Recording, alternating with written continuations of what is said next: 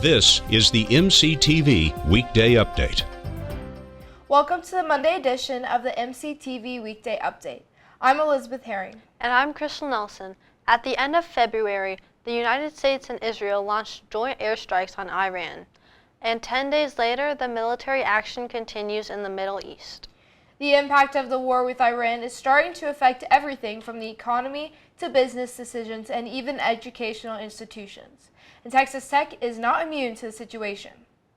Over the weekend, TTU Chancellor Brandon Creighton sent out a memo to the entire university system issuing a pause on all business travel to the Middle East. Creighton specifically mentions that the university will not approve travel to Bahrain, Israel, the West Bank and Gaza, Kuwait, Oman, Qatar, Saudi Arabia, and the United Arab Emirates. The decision was made by Creighton in coordination with Tech's Office of Risk Management. Creighton goes on to say that the pause will continue until the Office of Risk Management decides it is once again safe to travel to the affected countries. In the memo, Creighton says, quote, "The action is intended to protect our faculty, staff, and students while allowing local authorities to address the ongoing situation without additional complications.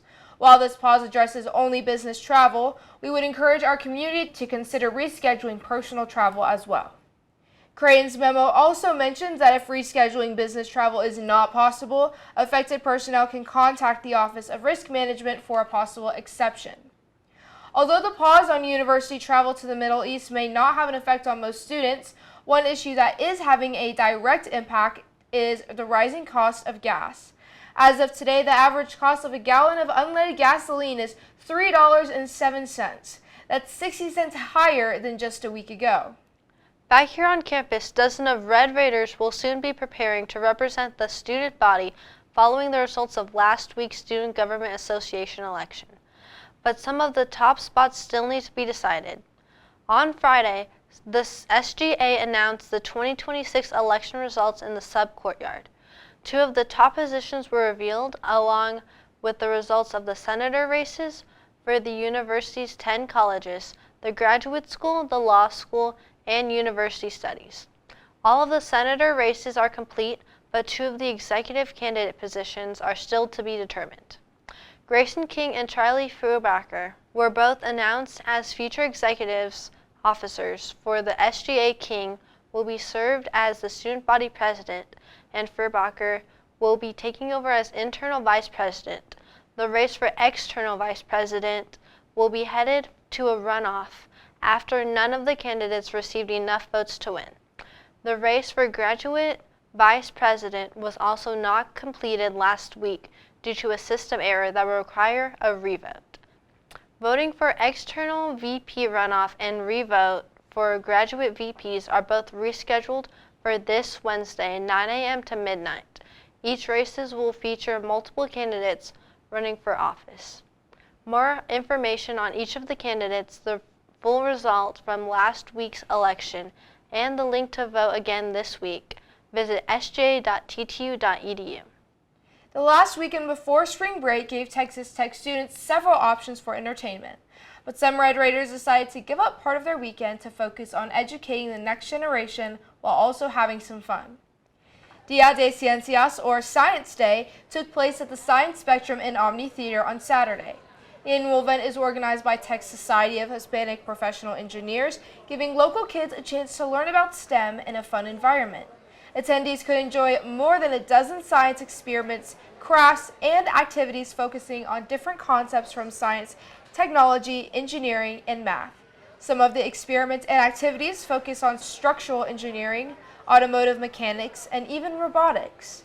The annual event was free for everyone who stopped by, but families could also enjoy a discounted showing of Dream Big, Our Engineering World in the Omni Theater for $5 per person. Dia de Ciencias ran from 10 a.m. to 3 p.m., but guests could also stick around and tour the entire museum until 6 p.m. Speaking of science, the weather has been putting on its own set of demonstrations recently. We've seen a variety of conditions, including a bit more humidity than normal here in the hub city. That humidity has also led to another morning of fog around the South Plains, but that's not the last change in weather we'll see this week. Weather specialist Audrey Felux has details on what to expect before spring break in today's MCTV forecast. Audrey? Yes, so as we're looking at our live MCTV tower cam, we can see a few clouds in sight, but generally warm across campus today, which is also looking like pretty warm temperatures across the South Plains area. The eastern part even reaching some areas 90 degrees, but generally throughout the rest of the South Plains looking at those low to mid 80s. DeMitt 83, Rawls 84, and Jaden 88. So as it seems pretty nice today, nice conditions. However, we're going to see a storm move in tomorrow, which could bring in some windy and some severe conditions in certain areas. Looking at those winds for tomorrow, those are going to start to come in at about 6 p.m. tomorrow, looking at 30 to 40 mile per hour winds across the South Plains area, which will drop back off into the evening and throughout the night. However, looking at Wednesday, raising back up to 30 to 40 mile per hour winds across the South Plains area.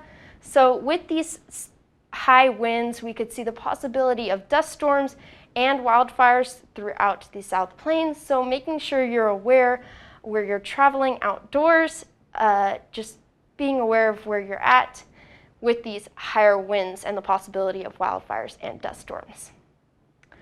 With these wind conditions are caused by the storm system moving in, which will be more severe more towards the eastern part. However, we can see some pop-up showers throughout the rest of the South Plains area looking at tomorrow.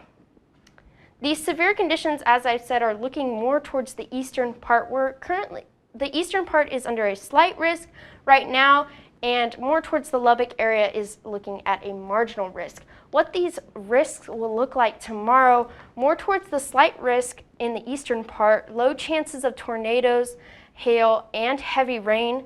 However, the bigger concern across the entire South Plains is those high winds, which is at a moderate chance right now. Looking at our lows for tonight, we're looking at 50s into 60s across the area, except few exceptions, Friona 47, DeMitt 49, but as a general trend, we're going to see 50s to 60s, Plainview 53, Rawls 56, and Gale 56 as well. Looking at our highs for tomorrow, still relatively warm across the area, the eastern part still around those 90-degree temperatures. However, for a trend, tomorrow we're going to see low to mid 80s. So Tulia 81, Rawls 83, and Snyder 84. Still, as we were talking about, those windy conditions for tomorrow though. As for Lubbock tonight, 55 degrees, partly cloudy, and a slight southwest wind at 9 miles per hour. As for tomorrow, still seeing those windy conditions, 83 degrees, partly cloudy, and a southwest wind at 21 miles per hour, but we can expect to see wind gusts that are even higher than that, so just being aware of those high winds. Looking at our 3-day forecast, it looks like we're going to have a slight drop-off from tomorrow into Wednesday, 64 degrees as our high for Wednesday, Thursday raising up to 72 degrees for our high. Looking at this weekend into next week, going to pick back up into the 80s on Friday, 88 degrees as our high on Friday. Saturday with the possibility of reaching 90 degrees, which would be our first 90-degree day in Lubbock since the first of the year.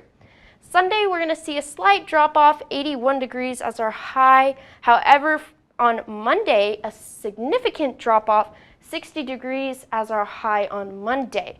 As for our lows, quite a wide range throughout the week. However, from Wednesday into Thursday, looking closer to freezing, 34 degrees, and Sunday into Monday, 33, so looking closer to those freezing temperatures as well from Sunday into Monday. As we've been talking about, the eastern part of the South Plains has the possibility for some severe conditions, as well as the entirety of the South Plains looking at some higher winds for tomorrow. So stay vigilant on looking at the weather conditions moving in today and even Wednesday. I'm Audrey with MCTV Weather. Back to you. Thanks, Audrey. Throughout the school year, Texas Tech students have many opportunities to learn about different cultures around the world during special on-campus events. And last week, one of the university's language programs gave students a chance to learn while celebrating one of the biggest holidays in Asia. Students were invited to celebrate the end of the Lunar New Year during last 2 days' Chinese Tea House Lantern Festival activity. Students met in the CMLL Buildings Room 102 to learn more about the Lantern Festivals, which is held on the 15th of the first month in the Lunar New Year calendar.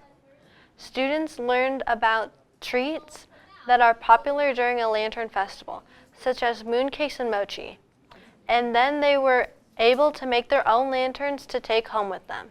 The event hosted by the TTU Chinese programs, giving students the chance to learn about the festival while having some fun. It's a festival evolved from ancient China, so different dynasties added more meanings into it. So there's not only a single one, but overall the lantern means complete, a completeness or the harmony of the family. If you missed last week's Chinese Tea House, you can catch their next event focusing on Chinese dialects and culture on April 1st. For more information on future events and the program, search TTU Chinese Program on Instagram or TTU Chinese Language on Facebook. Texas Tech Athletics is right in the middle of one of the busiest months of the entire year. All of the spring sports are currently active, with one team starting March Madness while another is preparing to start conference play. If you weren't able to keep up with all of the headlines from this past week, MCTV's Todd Eldridge joins us now in the studio to get caught back up. Todd? Thank you, Krystal and Elisabeth. First, we go to the hardwood with one Tech team entering Big 12 tournament play and the other putting the wraps on their regular season. The Lady Raiders began Big 12 tournament play on Thursday against Kansas State. The Lady Raiders would start out red hot, outscoring K-State 21-9 in the first period, which would lead to a 34-29 lead at halftime.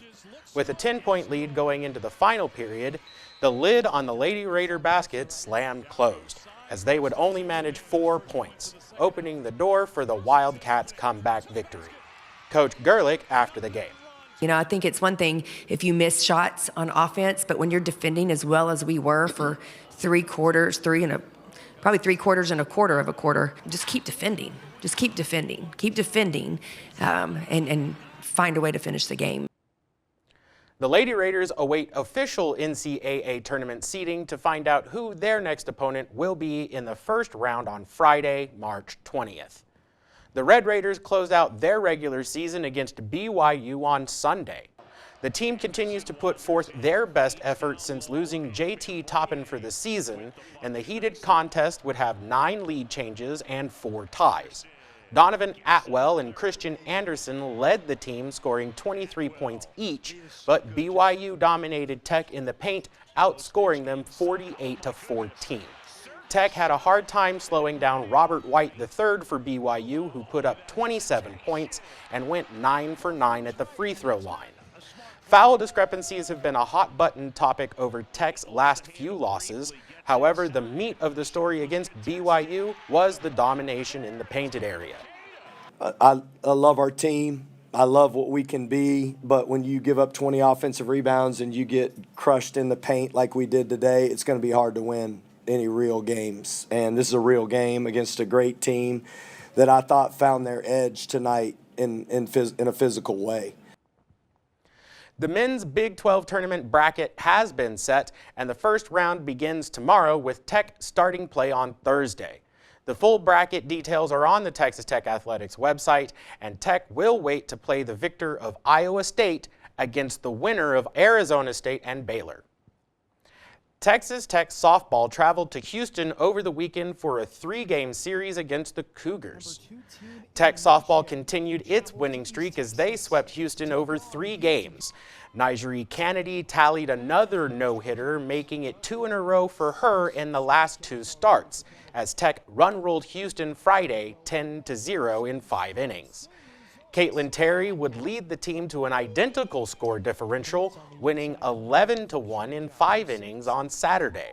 And on Sunday, Houston would tie up the game going into the 7th inning at 6 runs each, but a massive 6 runs scored in the top of the 7th would power the Red Raiders to secure the 12-6 victory, completing the sweep. The team was originally scheduled to travel to Stephenville, Texas for a midweek match against Tarleton State tomorrow, but that game has been postponed due to weather. So next up, softball will be back at the Rocky Johnson for a home series against Arizona starting Friday at 6 p.m. Texas Tech baseball also broke out the brooms this weekend at Dan Law Field. Penn State came to town over the weekend, and Texas Tech was sure to break out the bats for them. Friday night, Tech would defeat the Nittany Lions 15-7. Then the sweep was on in emphatic fashion as Tech would run-rule Penn State 21-6 on Saturday and 14-4 on Sunday. Tech's resurging offense has been a staple over their winning streak, and they look to continue that success at home with a midweek series against UTSA starting tomorrow, and then a series against Kansas over the weekend. The final round of the Haight Invitational play got underway today, and the Tech men's team is poised for a top finish after a Sunday surge.